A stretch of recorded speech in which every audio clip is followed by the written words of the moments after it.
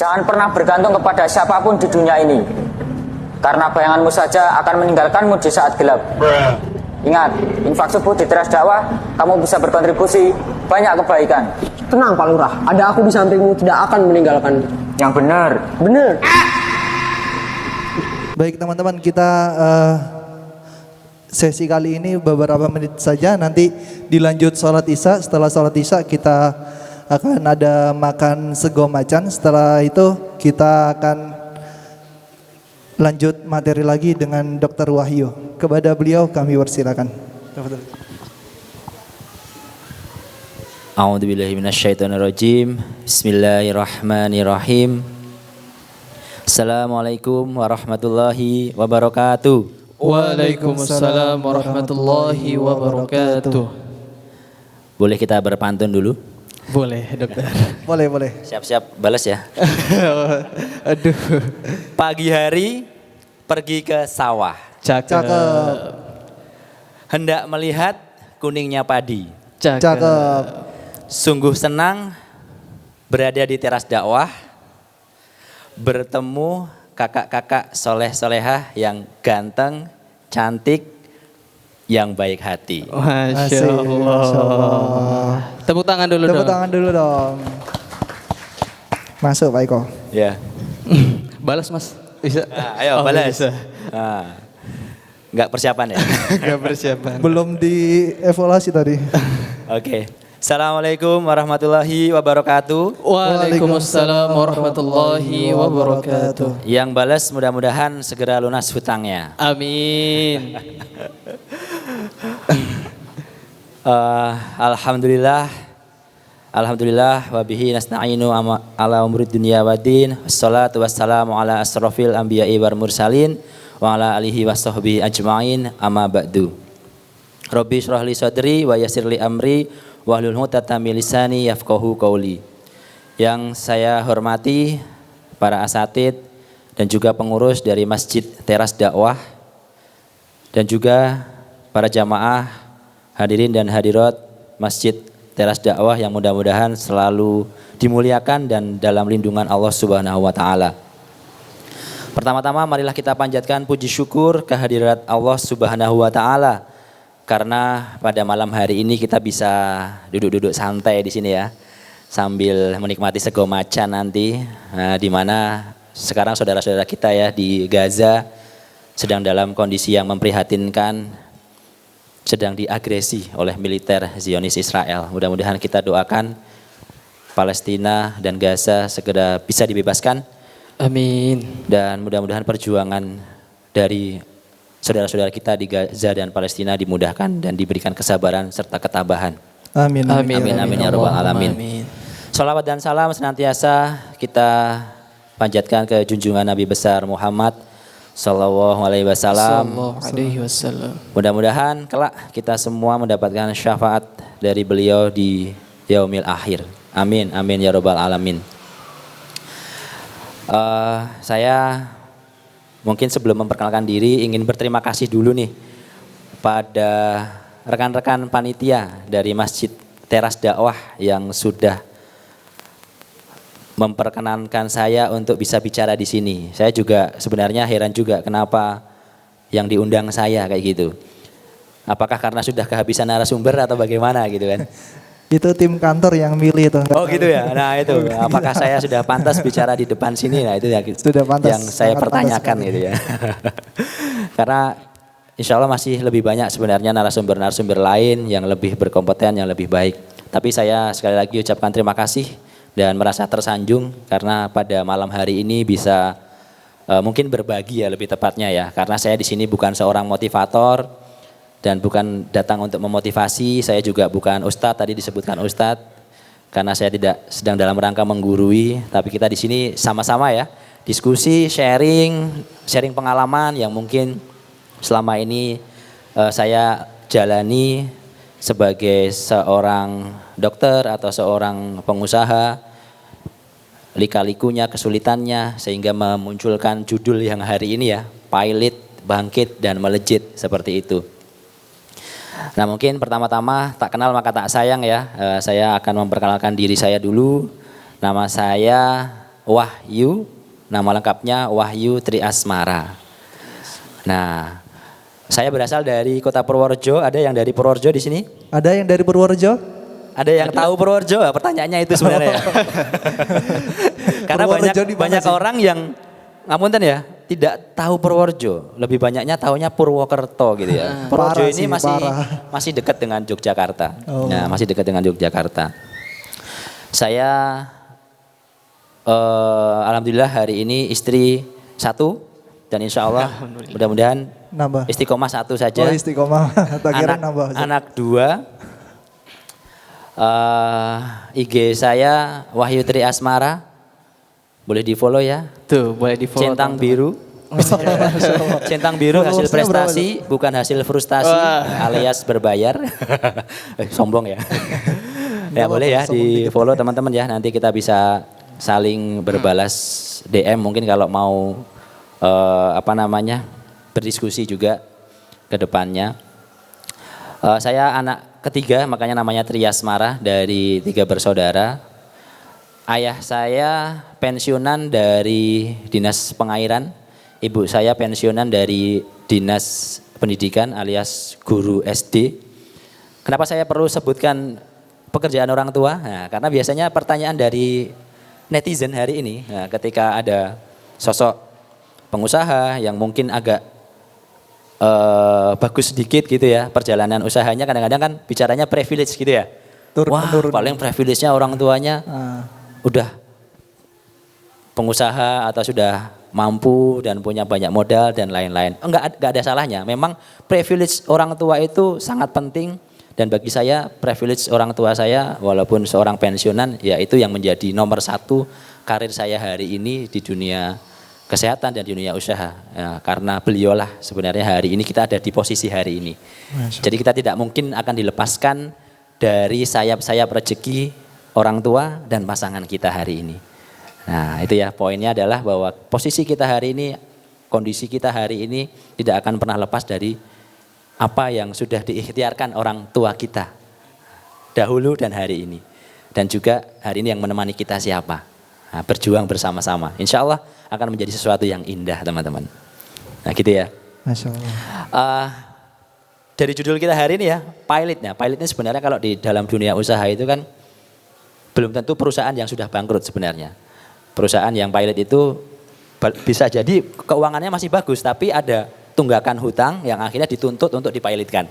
Nah mungkin lebih tempatnya hari ini bangkrut gitu ya. Bangkrut terus bangkit dan melejit seperti itu ya. Di sini ada yang lagi pilot atau bangkrut ada? Teman-teman kakak-kakak jamaah di sini ada? Ada yang lagi bangkrut? Ada yang lagi punya beban hutang yang teramat bikin saya Terlibat pinjol. jadi down gitu, ada? Ada yang terlibat pinjol? Gak ada yang lagi punya hutang, gak ada? Bener gak ada nih? Alhamdulillah ya. Padahal kalau ada yang lagi punya hutang mau saya bayarin loh. Tuh. Ada yang lagi punya hutang? Langsung angkat tangan semua. Masya Allah, istiqomah tetap tidak angkat loh. Udah saya bawakan ya padahal. Oh. Ya alhamdulillah ya. Jadi bagi saya bangkrut, pilot, hutang itu bukan akhir dari segalanya gitu. Bagi saya pernah melewati masa-masa tersulit saya dari kondisi yang tertipu dalam artian nominal yang tidak besar itu menjadi sangat menyedihkan, menjadi sangat bikin kita down, membuat kita jadi sangat sedih karena kita memang kapasitasnya waktu itu uang 1 juta itu sangat banyak gitu. Jadi ketika waktu itu pertama kali saya di 2011 tertipu hampir 1 miliar bukan uang saya. Nah, jadi saya jadi kayak broker gitu. Wah, mengumpulkan uang orang-orang untuk saya investasikan ke teman sendiri. Nah, ke teman sendiri yang notabene teman ya bisa dibilang teman kecil lah ya, teman SMP. Yang saya tidak mengerti bisnis yang dia jalani namanya waktu itu Forex ya. Forex itu perdagangan mata uang. Nah, makanya hati-hati sekali ya kalau ada tawaran-tawaran bisnis-bisnis investasi kayak gitu tuh. Kebanyakan bodong, hati-hati. Investasi. Nah, saya kumpulin tuh uang orang banyak, saya masukkan ke situ, dikasih bagi hasil di awal saja. Setelah itu renyap sama orang-orangnya. Sampai hari ini bahkan saya tidak tahu orangnya di mana. Nah, karena kapasitas saya waktu itu hanya seorang dokter yang gajinya 4 juta, saya dengan tertipu 1 miliar itu dan uang orang-orang itu sangat membuat saya depresi. Oke, mungkin kita Mungkin rehat dulu kita ya. dengarkan azan terlebih dahulu teman-teman.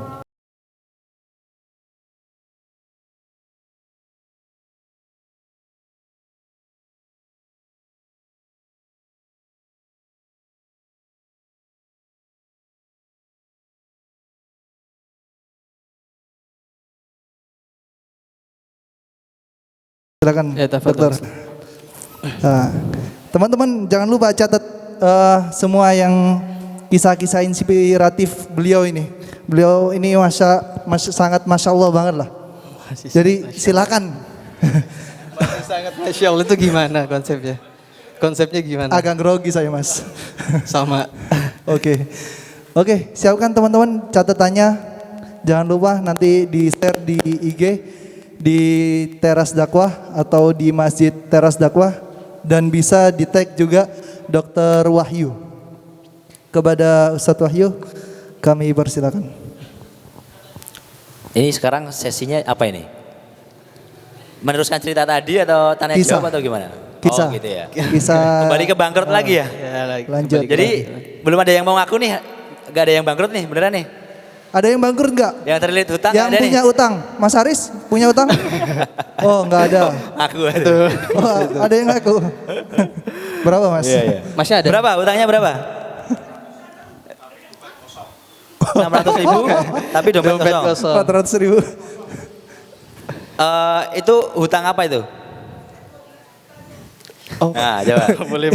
Itu diam dulu di situ. Assalamualaikum 12 juta. warahmatullahi wabarakatuh. Waalaikumsalam. Nama saya Dera, ya saya seorang ilustrator juga kantoran. Jadi kasusnya begini. Punya kasus juga dia ya. Relate dengan judul kita hari ini ya? Ya. Atau belum? Utang. Ya kan? Oh, hutang.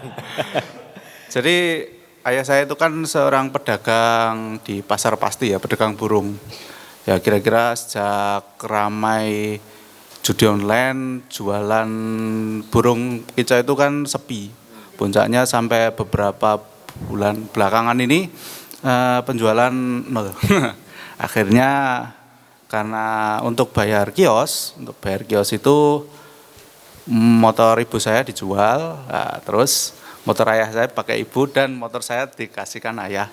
Jadi karena saya tidak punya motor, kemudian uang gaji saya yang bulan lalu saya belikan motor. Jadi untuk 1 bulan ini saya terpaksa hutang sampai utang ke masjid. 500.000. 500 apa 600? 500.000 dan 100.000 ke teman di Batang, teman kuliah lah. Terus pertanyaan saya, Dikasihkan ke orang tua itu ya? ya motor saya tak kasihkan orang tua, terus saya beli motor 2 juta. Kemudian pertanyaan saya, apa amalan untuk mempermudah membayar hutang dalam kondisi seperti ini? Oke. Ini kisah sekaligus pertanyaan. Sekaligus pertanyaan ya. Sebenarnya amalannya sudah jenengan lakukan itu. Dengan berbuat baik pada orang tua itu sendiri, sebenarnya jenengan sedang membuka pintu rezekinya jenengan sendiri. Gitu ya. Nah, jadi seperti yang saya sampaikan tadi, siapa yang mau ngaku hari ini punya utang, berapa tadi? 600.000 ya? 500. Nah, ini yang pertama berani menyampaikan punya utang, saya tutup utangnya. Oh, Malam ini. Masya Allah. Ambilin tasnya. Nah, Kalian Itu- jangan itu- kecewa. 600.000 kan? Tapi dipakai jenengan. Nah, dipakai jenengan. Ya itu, amalan jenengan itu karena berbuat baik pada orang tua, hari inilah jadi wasilah, mungkin jalan untuk jenengan akhirnya bisa menyelesaikan utang tersebut. Nah, ini tetap siapkan di sini tadi. Gimana, asik gak asik? Asik gak? Ngaji, punya utang, Bawain duit loh. ikut materi. Wih, Masya Allah. Semoga dapat ya. Mas MC Dong punya aku utang. diutang kabeh kan.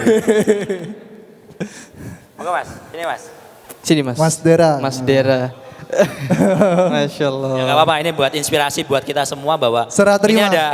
ada seorang anak baik yang berbakti pada orang Mas. tuanya dan merelakan dirinya untuk berhutang demi orang tuanya. Hari ini kita menjadi saksi bersama-sama bahwa itu tadi amalan berbuat baik pada orang tua itulah yang insya Allah bisa membuat pintu-pintu rezeki kita terbuka.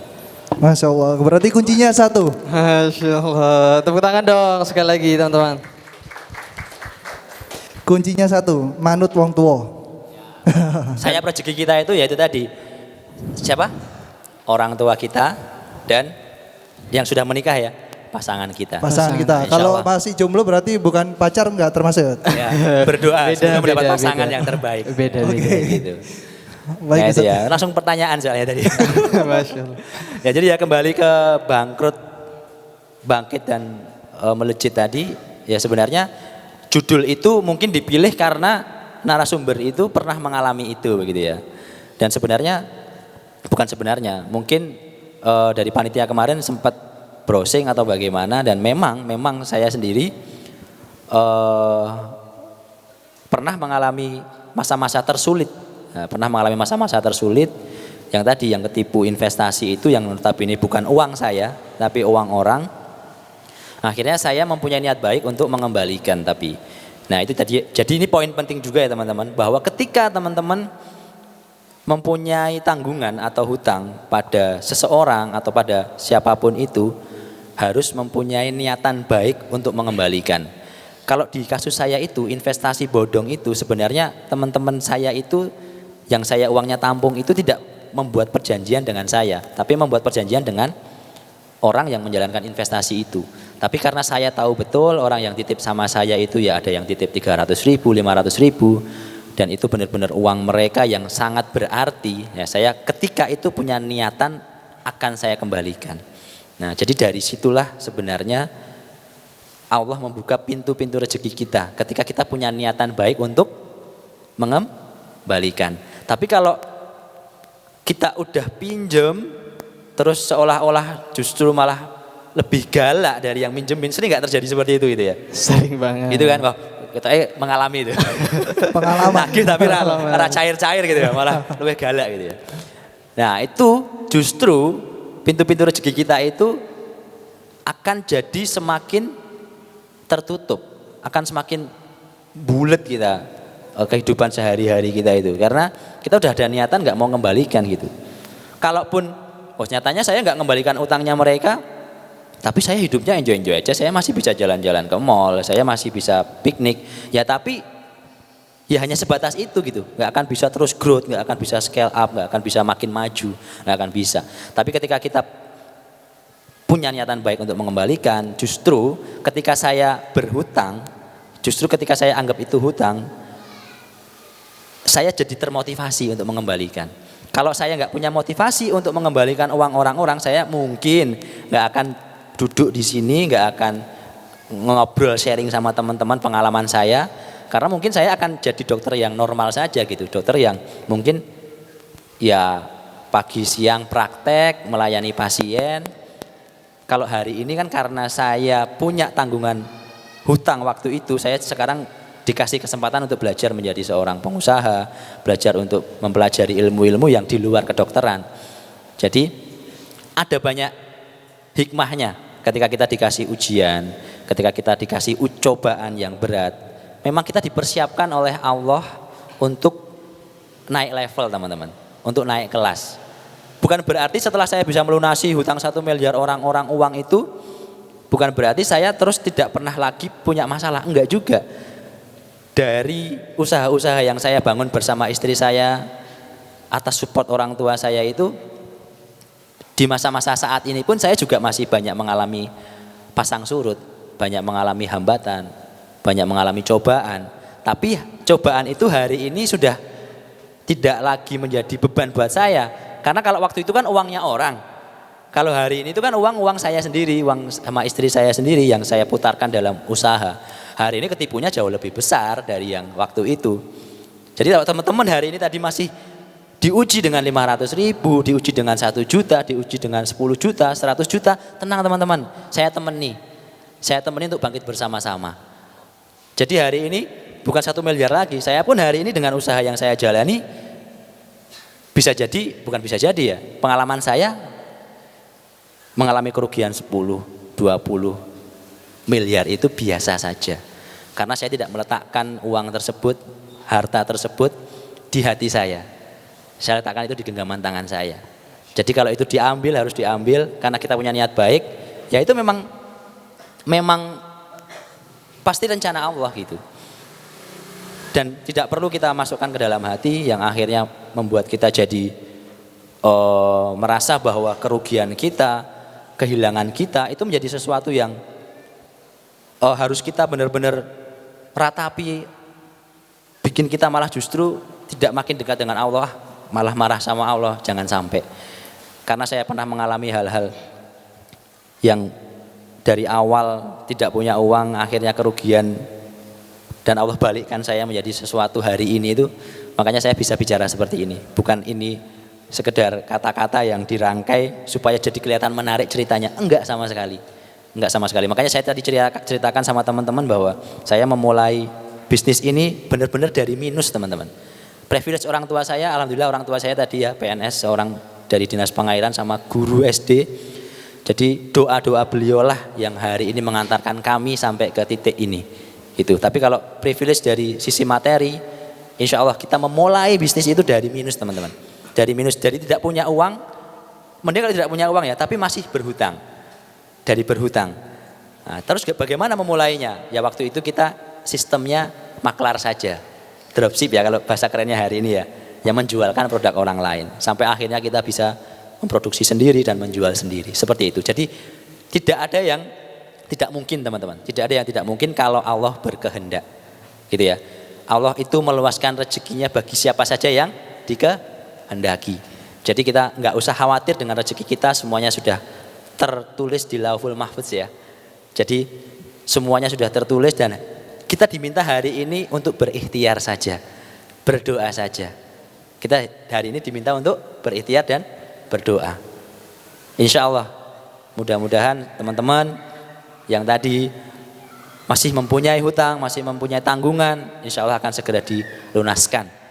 Malam hari ini merupakan ikhtiar teman-teman untuk bisa menjadi pribadi yang lebih baik lagi. Ya tadi, Mas siapa tadi Mas? Mas Dera. Mas Dera. Mas Dera berikhtiar untuk ngaji, niat baiknya beliau itu sudah langsung dicatat sama Allah kan, dan dikasih kemudahan untuk beliau. Masya Allah. Insya Allah ya teman-teman ya. Jadi harus semangat, tidak boleh beranggapan bahwa bangkrut, hutang itu menjadi titik akhir dari hidup kita. Justru itu adalah permulaan dari kita untuk bisa terus melesat eksponensial menjadi sesuatu pribadi yang hebat lagi. Saya yakinkan itu bahwa itu tadi justru ujian-ujian itulah yang membuat kita makin tertempa untuk menjadi pribadi-pribadi yang lebih hebat. Bukan sekedar omong kosong, tapi ini adalah sesuatu yang saya jalani sendiri, yang saya alami sendiri, pengalaman saya sendiri, dan insya Allah tidak ada yang ditambah-tambahi dan supaya jadi cerita yang menarik kayak gitu ya. Tidak, karena saya berlatar belakang bukan pengusaha. Saya hari ini juga menjadi dokter, menjadi pengusaha itu kerjaan sambilan. Insya Allah kita hari ini fokusnya saya jadi relawan. Jadi insya Allah semuanya kita niatkan untuk kehidupan kita di akhirat, dunia akan mengikuti. Kan itu ya dari saya ya. Ada nggak Mas pikiran dulu ketika punya utang banyak nih, tiba-tiba pingin bunuh diri gitu? kan sekarang kan zamannya bunuh diri apa ada masalah tugas, ada masalah apa, tiba-tiba bunuh diri, punya utang 500.000. Rugi ya? Iya, Nah, punya utang langsung bunuh diri itu rugi karena langsung otomatis mendaftar untuk jadi penghuni neraka gitu. Penghuni neraka langsung. Jadi waktu itu ketika saya ditipu, saya sebenarnya tidak berhutang ya, karena saya itu tadi menampung uang orang-orang, saya masukkan investasi. Tapi karena orang tua saya ini imam musola di kampung, bapak saya, ibu saya guru SD, saya merasa ya Allah, kalau sampai terdengar di luaran sana bahwa saya nipu orang-orang ini, betapa malunya orang tua saya. Betapa malunya orang tua saya. Jadi saya punya niatan untuk bagaimana jangan sampai terdengar oleh orang tua saya. Karena orang tua saya pensiun itu juga masuk ke investasi itu. Seperti itu. Kalau sampai dengar otomatis tambah stres. Nah akhirnya saya hanya memendam diri sendiri. Saya mengurung di kamar waktu itu hampir 6 bulan teman-teman. Tidak keluar, tidak praktek. Karena saya takut ketika saya praktek justru mau nyuntik bagian A malah saya suntik bagian B. Saya mau ngasih obat A malah saya kasih obat B. Jadi saya memutuskan diri untuk berdiam diri di kamar. Bahkan sampai orang tua saya itu waktu itu ngomong sama saya, kowe iki ngopo le kok orang metu saka kamar. Yang tadinya tidak pernah ngerokok kok jadi merokok berat di kamar. Kowe iki pengen bojo po gitu. Pertanyaan orang tua saya itu. Kowe iki pengen bojo po gitu.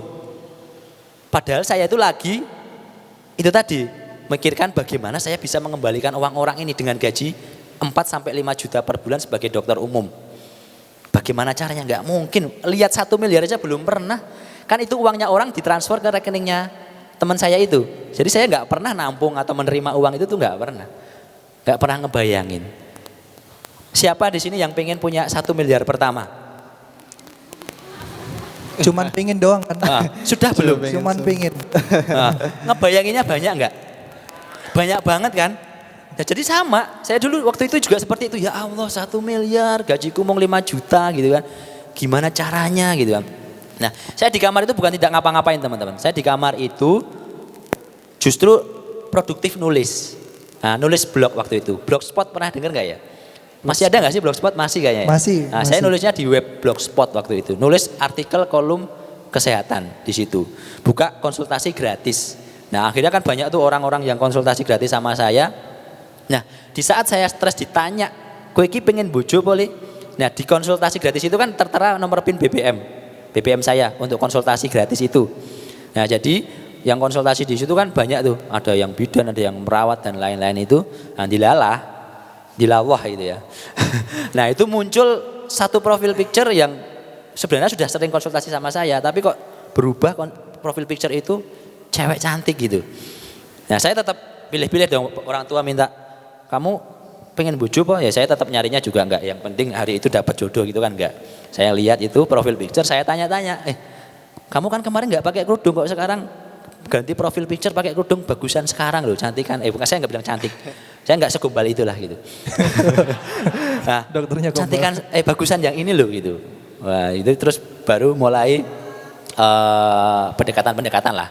Itu posisi calon istri saya waktu itu di Kalimantan Timur, Kabupaten Pasir. Aslinya Pati, Jawa Tengah tapi dari kecil sudah diajak merantau. Nah dari situ saya sempat komunikasi dengan bertanya segala macam itulah untuk saya ini untuk bayar utang itu bukan dengan cara bunuh diri, bukan. Tapi saya harus cari partner untuk bayar hutang. Nah itu solusi bagus. Nah, demi Allah Kebersamaan. saya niat saya itu waktu itu saya itu nggak bisa mikir sendiri nih saya. Saya harus cari partner untuk bayar hutang. Nah kebetulan bapak saya itu tadi nanya, kok ini pengen bojo kok gitu. Nah jadi pesan bapak ibu saya itu kalau cari istri itu jangan yang jauh-jauh karena ibu itu mabuan. Nah ibu itu mabuan. Nah malah saya dapat jodohnya di Kalimantan Timur yang paling pojok ujung, yang ke sana harus naik kendaraan darat, udara, harus nyebrang lagi lewat lautan. Jadi sudah komplit banget itu ibu saya bawa ke sana waktu itu tanpa kenal sebelumnya dengan calon istri saya. Bapak saya ngelamar lewat telepon, belum pernah teleponan sama sekali sama calon istri saya waktu itu. Pagi hari itu akad itu baru pertama kali ketemu. Dan ibu saya mengizinkan dengan begitu entengnya, nggak apa-apa kalau kamu memang pengen nikah, kalau jodohmu memang jauh nggak apa-apa, ibu anterin kayak gitu. Nah dari situlah kemudahan itu dimulai. Jadi dari ibu yang bilang tidak boleh jauh-jauh kok hari itu kok mengizinkan dengan begitu mudahnya mensupport saya itu, saya merasakan ya Allah ini memang hari ini saya melihat cerita saya sendiri itu ya Allah karena Engkau memberikan kemudahan, banyak kemudahan pada saya. Jadi benar-benar ujian apapun yang teman-teman terima hari ini bukan akhir segalanya teman-teman. Kalau teman hari ini sedang punya masalah seberat apapun cerita pada orang yang paling teman-teman percaya. Siapa? Orang tua, pasangan kita. Cerita sama teman itu masih abu-abu gitu. Kadang-kadang malah sampai kemana-mana gitu kan. Nah, ceritalah pada orang tua kita. Insya Allah mudah-mudahan dapat solusi. Nah dari situlah tadi akhirnya saya menikah, saya memulai bisnis sama istri saya. Saya tanya waktu itu, kamu punya uang berapa? Saya udah nggak punya uang sepeser pun teman-teman. Serius, bapak ibu saya nggak punya uang sepeser pun. Saya berangkat saya dibiayai oleh Mertua. keluarga istri saya. Ah. Serius. Jadi apa namanya? Kita pulang ke sini itu dibekali uang hasil sumbangan. Apa namanya? Ini aib ya. Uang sumbangan dari tamu-tamu nikahan itu Amplopan. sama bapak mertua saya. Bapak yang tahu saya terlilit hutang itu malah justru keluarga dari pihak istri, bapak dan ibu mertua. Tapi bapak ibu mertua saya juga tidak bodoh-bodoh amat. Gak apa-apa. Insya Allah suamimu ini berpotensi. Gitu. Masya Allah. Ya karena saya dokter ya. Nah, jadi orang tua berpikiran gak apa-apa nanti bisa dilunasi. Bapak ibu dulu juga punya hutang nikah berdua diselesaikan sama-sama bisa lunas. Nah ini suamimu berpotensi. Jadi nggak terus ini calon saya punya utang sekian M gitu. Terus tiba-tiba boleh gitu. Enggak, orang tua ternyata juga punya alasan bahwa suamimu itu berpotensi. Jadi akhirnya kita menikah, saya bawa pulang ke Purworejo, mulai jualan jilbab sama baju muslim teman-teman. Jadi bisnis saya awal itu baju muslim dan jualan jilbab. Istri saya yang jadi modelnya, yang saya yang moto, saya yang edit pakai Corel, Photoshop. Jadi dari ketipu itu saya jadi punya banyak talent gitu. Punya talent moto, punya talent edit, dan akhirnya punya talent jualan juga. Jadi insya Allah banyak hikmah positif ketika kita bangkrut, ketika kita berhutang, asalkan tadi nggak terus ngambil jalan pintas, bunuh diri gitu ya. Jadi Paling banter ya paling mukul-mukul tembok aja lah gitu. tidak. Lampiaskan di tembok. Nah, habis itu kita kembalikan kepada Allah, kita cari insya Allah ketika kita kembalikan kepada Allah, insya Allah akan ditunjukkan jalan-jalan terbaik buat kita. dengarkan Itu. kaum jomblo. Ada nggak Mas sosok selain orang tua atau pasangannya Mas yang menginspirasi Mas? Pasangan kita Sob. Belum ada pasangan. Menginspirasi sampai sekarang. Ya, inspirasi saya orang tua saya dan mertua saya. Karena beliau tadi yang saya ceritakan pernah juga mengalami hutang yang jumlahnya tidak sedikit tapi bisa diselesaikan. Akhirnya kita termotivasi dan ya benar sosok yang kita bisa jadikan panutan itu ya ternyata selain Rasulullah ya orang-orang terdekat kita itu adalah tempat kita berguru yang paling baik. Orang-orang tua kita itu adalah tempat kita berguru yang paling baik karena mereka itu melewati masa-masa asam garam gitu ya. Mereka itu bisa melewati masa-masa sulit, mereka duluan ada dari kita. Makanya ya jadikan inspirasi juga gitu bahwa orang tua kita ini bapak ibu saya seorang guru, seorang PNS tapi alhamdulillah bisa menyekolahkan kami dengan sekolah yang baik. Itu merupakan motivasi juga buat saya waktu itu bahwa saya harus lebih dari orang tua saya. Ya berapa sih gaji guru, berapa sih gaji PNS gitu kan, tapi bisa menyekolahkan anaknya di ngapunten ya di kedokteran yang notabene buku aja satunya bisa 2 juta seperti itu kan. Ya itu kan bagi saya waktu itu memotivasi sekali bahwa oh saya harus bisa lebih dari orang tua saya. Ya inspirasi saya ya orang tua saya. Orang tua Dan mertua saya dan waktu itu. mertua. Tuh. Masya Allah. Orang tua dan mertua. Buat kaum jomblo jangan sama ayang-ayangnya ya. Stop berpacaran. Langsung. Kalau coach kayak gitu kebetulan saya belum pernah ikut coaching pelatihan kebetulan sampai hari ini. Sampai hari Jadi saya belum pernah dalam artian ya mungkin berseliweran di YouTube itu sering kayak gitu ya. Tapi kalau langsung berguru gitu kebetulan saya belum pernah gitu. Makanya memang yang jadi waktu itu jadi inspirasi, jadi motivasi saya ya baginda Rasul dan orang tua. Orang tua. Seperti itu. Masya Allah. Tuh, teman-teman ada yang mau bertanya lagi nggak? Sampai hari ini ketika saya acara safari ketemu dengan rekan-rekan bisnis itu saya selalu ajak orang tua. Orang tua, Saya Masya selalu ajak Allah. orang tua. Sekarang orang tua hadir? Enggak. Oh enggak. Enggak. Di Purworejo. Karena di Purworejo. Di Oh, Purworejo. lagi di Purworejo ya. Iya.